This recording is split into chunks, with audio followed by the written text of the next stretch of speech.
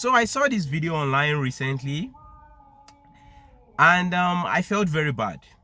Let me just play you guys a little part of this video, so you guys will hear what I heard. Telling me that my mother cannot come and live with me. You cannot come and live with us in Dallas. Eh? Who the hell are you? Eh? You're enough, so you are gonna be. Eh? Sir, are you there? Are you there? So you can build house in your father's village. You can build house in your father's village. Eh? Okay, But I cannot send you sir, and money. I'm also Kibu. Marine spirit Kibu. Marine spirit Kibu.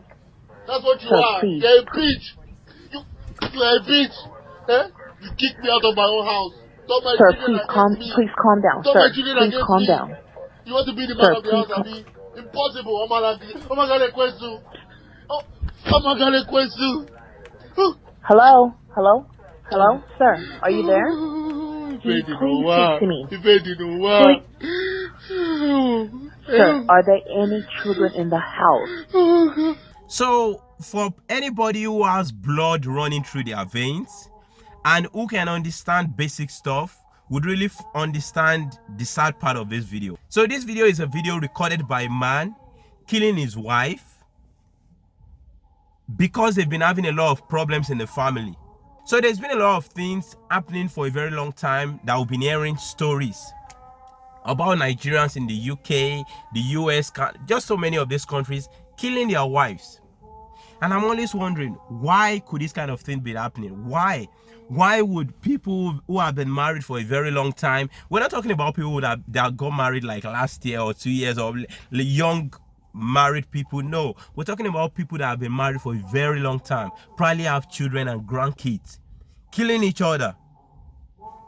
So I had to make a little research, and during that period of time I realized some little things which I would like to share with you guys. As you guys all know, there are a lot of there's this kind of stigma, there's this kind of mindset a lot of Nigerians have, that if you are outside Nigeria, you really don't want to marry someone who is non-Nigerian. I'm not talking about everybody now, I'm talking about almost 60-70% of an average Nigerian who grew up in Nigeria wouldn't really want to get married to a non-Nigerian because of certain reasons, which includes the fact that we have this mindset that so many of these people are not your typical housewife material.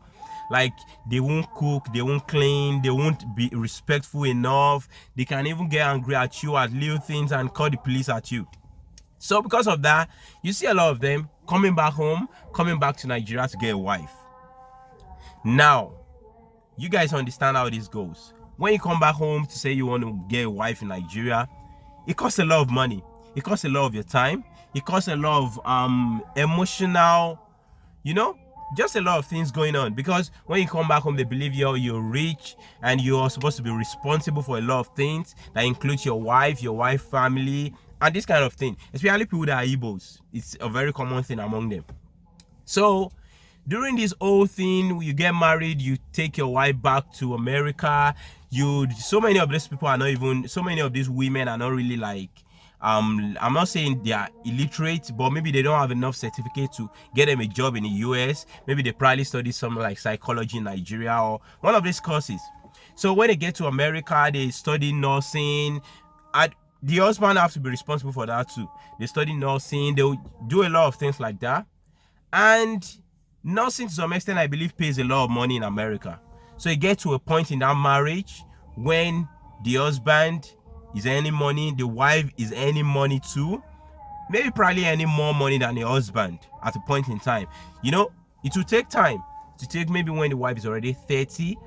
I said 30. It will take when the wife is already 40, 50. So I believe probably that's where the problem starts happening. Because that's according to the story I heard, and according to some people I asked about this thing, that's where most of these problems start. When the woman starts earning enough money, starts earning even more money than the husband.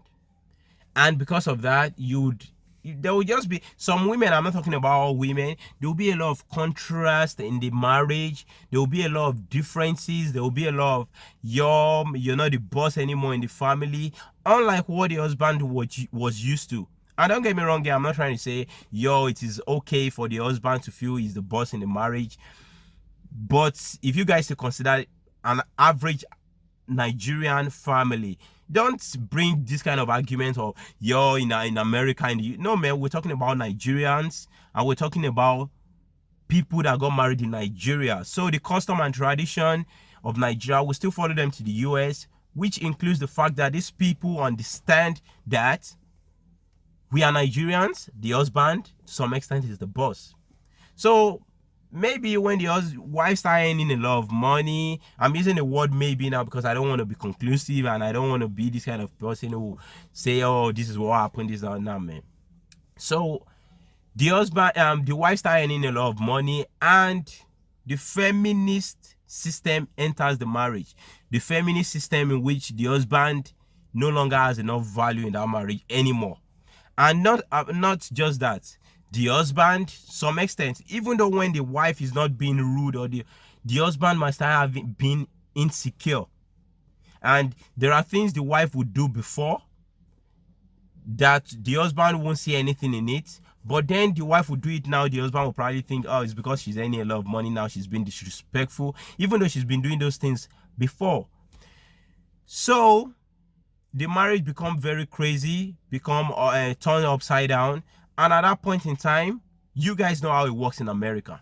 In America, if the husband and the wife, they're having marital problem, at the end of the day, the wife most of the time gets the listening ear of the government, because they believe your men are bullies and stuff, the way America works and the way the system works there, which to some extent could even make the man lose a lot of things. Could make you lose your job, could make you lose your house, could make you lose your money, would even be being 50%.